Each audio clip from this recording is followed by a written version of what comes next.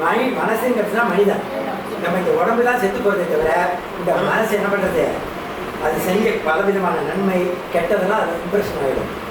பாடி செத்து போகிறோம், மனசு அஞ்சு பறக்கும், எங்கேயாவது தேடும், உடனே கணக்கெல்லாம் உடனே நடக்கும். இந்த மனசை என்னென்னலாம் தப்பு இந்த உடம்பை வச்சு பண்ணினதோ அதுக்கு எல்லாத்துக்கும் கணக்கு போயிட்டே இருக்கும். இல்லையா, அது பகவான் எவ்வளவு கருணை உள்ள பாருங்க. நீ தனியாக போக முடியாது கண்டா, இன்னமும் நீ திருந்தணும், மனசோட சேர்த்து நான் இஷ்டத்தோட பக்கத்தில் வரேன்ட்டு ஆத்மங்கிற பகவான் இஷ்டத்தோட கையில் மனசு பக்கத்தில் உட்காந்துக்கிறார் ஒவ்வொரு பிறவியும் போதும். ஆனால் கடைசிக்கு ஒவ்வொரு பிறவியும் போதும் நம்ம அந்த இஷ்டத்தை தொட மாட்டேங்கிறோம். லேயராக இருக்குது. மொபைலில் 1G 2G 3G 4G இருக்கணும். நம்மக்கிட்ட மைண்டு தான் நமக்கு என்ன தெரியாது. எல்லாருக்கும் தெரியுமா தெரியாதா? உடம்புன்னா எல்லாருக்கும் என்ன தெரியாது. அதுக்கு மேலே நிறைய லேயர் இருக்குன்னு நமக்கு போக தெரியும். நிறைய இந்த மாதிரி பீப்புளெலாம் நம்ம அழைச்சிட்டு போக ரெடியாக இருக்கா. 3வது ஸ்டேஷனில் உட்காந்துக்கோங்கிற மாதிரி. 3வது ஸ்டேஷனில் நம்ம உட்காந்துட்டோம்னா மைண்டை நம்ம கண்ட்ரோலில் கொண்டு வந்துடணும். ஞானிகள் தான் எப்படி வாழலாம்னு நினைக்கிறேன், மைண்டில் வாழ மாட்டாங்க. மைண்டு எப்பொழுதும் குழந்த மாதிரி அதை சந்தோஷமாக வச்சுக்கிறதுக்காக அதுக்கு மேலே இருக்கிற விஸ்டத்தில் தான் உட்காந்துப்பாங்க. விஸ்டம்ங்கிறது மனசுக்கு மேலே இருக்கிறது. அதனால் எவ்வளவு கடவு ஐ கான்சியஸ் குறைக்கணுமோ அவ்வளவு கடவு நல்லது. இப்போ நம்ம இதெல்லாம் பண்ணினோமே, இதெல்லாம் மெயின் மேட்ச் கிடையாது, இதெல்லாம் நெட் ப்ராக்டிஸ் தான். இந்த ஸ்லோகன் சொல்கிறது இதெல்லாம் எவ்வளோ நேரம் பண்ணுறோம், 24 hours பண்ண முடியுமா? 2 மணி நேரம் இந்த மாதிரி சத்சங்கத்தில் கூடுறோம். ஆற்றுக்கு போனதுக்கப்புறம் நம்ம எப்படி இருக்கோம்னு பார்க்கணும், அதுதான் முக்கியம். இது எந்த அளவுக்கு உங்களுக்கு டிரான்ஸ்ஃபர்மேஷனை கொடுத்ததுங்கிறத பார்க்கணும். எனக்கு பொறாமை வருதா, அல்லது பயம் வருதா, அல்லது எனக்கு ஆணவம் நிறைய இருக்கா, இல்லாமல் நிஜமாவே எல்லாருக்கிட்டையுமே இந்த பகவானை பார்க்குறேன்னா பார்த்து ஆகணும். நம்ம தான் அதை கொண்டு வரணும்.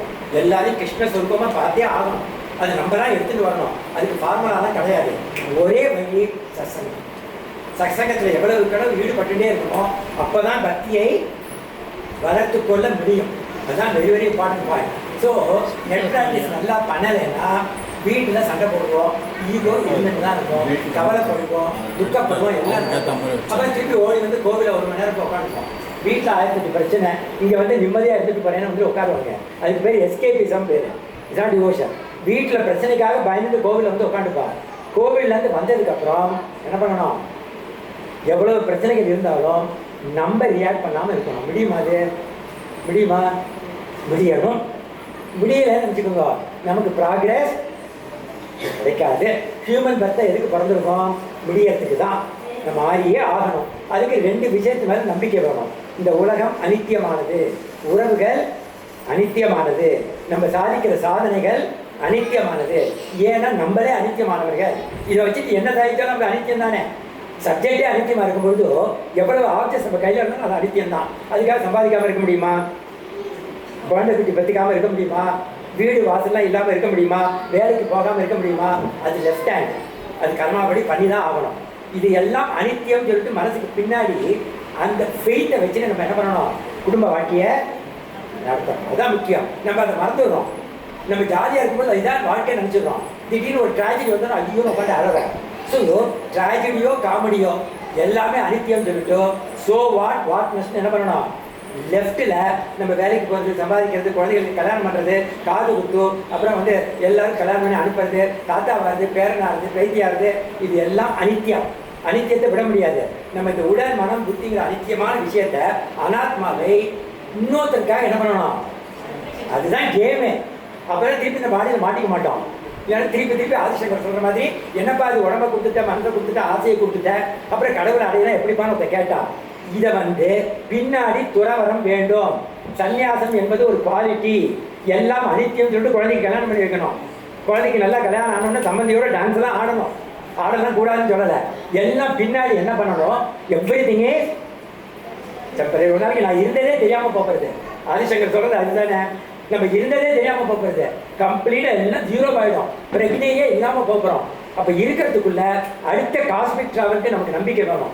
மறுபிறப்பு மேலே என்ன வேணும், நம்பிக்கை வேணும். நம்ம தான் நிறைய நல்ல கர்மாவை இம்ப்ரெஷன் சேர்த்து வச்சதுனால நம்மளோட மனசு பழைய மனசு எத்தனையோ ஜென்மங்களாக நம்மளோட வந்துட்டு இருக்கு. மனசு தான் மனிதன். அது நல்லா ரிஃபைன் பண்ணி இப்போ இவ்வளோ தூரம் வந்திருக்கோம். இந்த கலிகாலத்தில் இவ்வளோ ஃபாஸ்ட் மெட்டீரியலிஸ்டிக் வேர்ல்டில் இந்த மாதிரி குழந்தை கூட ரெடியாக இருக்குது கிருஷ்ணன் வேஷம் போடுறதுக்கு.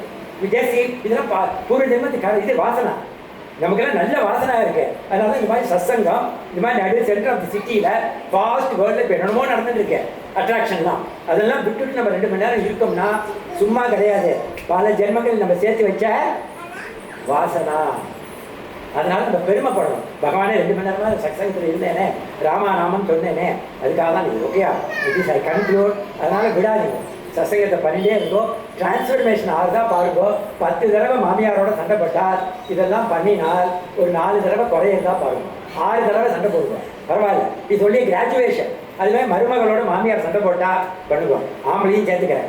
மாப்பிள்ளை மாமனாரோட சண்டை போட்டா என்ன சில கோச்சுப்பா, ஏன் லேடிஸே சொல்றேன் இல்லை, மாமனாரோட மாப்பிள்ளை சண்டை போட்டா அதே தான். என்ன புரியாதா? ஸோ டிரான்ஸ்ஃபர்மேஷன் நடந்துகிட்டே இருக்கும். இந்த ப்ராக்ரஸில் எவ்வளவுக்கு எவ்வளவு நமக்கு டிரான்ஸ்ஃபர்மேஷன் நடக்கணும், நம்மளே டெஸ்ட் பண்ணிக்கணும். பொறாமை வரும், அந்த இதுக்கப்புறம் அஜிடேஷன் வரும், திடீர்னு துக்கம் வந்து நம்மளை வாட்டும். அந்த மாதிரி டயத்தில் நான் எப்படி இருக்கேன், அதுக்கு தான் இதெல்லாம் ஹெல்ப் பண்ணுறது. சத்சங்கம் எதுக்கு ஹெல்ப் பண்ணுறது? அது சரியாக நடக்கலைன்னா என்ன தெரியுமா அர்த்தம்? சும்மா ஒப்புக்கு நம்ம சத்சங்கத்தில் இருந்துட்டு இருக்கோம். நம்மளுடைய நெட் ப்ராக்டிஸ் வலைப்பயிற்சி சரியா இல்லை. அப்போ மெயின் மேட்ச்சில் பிக் 0 தான் வாங்குவோம். மெயின் மேட்சுங்கிறது என்ன? ஆஃபீஸ் கொலிகோட எப்படி இருக்கு, வீட்டில் எப்படி இருக்கும், ஃப்ரெண்ட்ஸ் மத்தியில் எப்படி இருக்கும், அதெல்லாம் தான் முக்கியம். தேங்க்யூ. This I conclude. ஏன்னா நான் பேசுறதுக்கெல்லாம் மைக்கே கொடுக்க மாட்டேன். Okay, so thank you very much.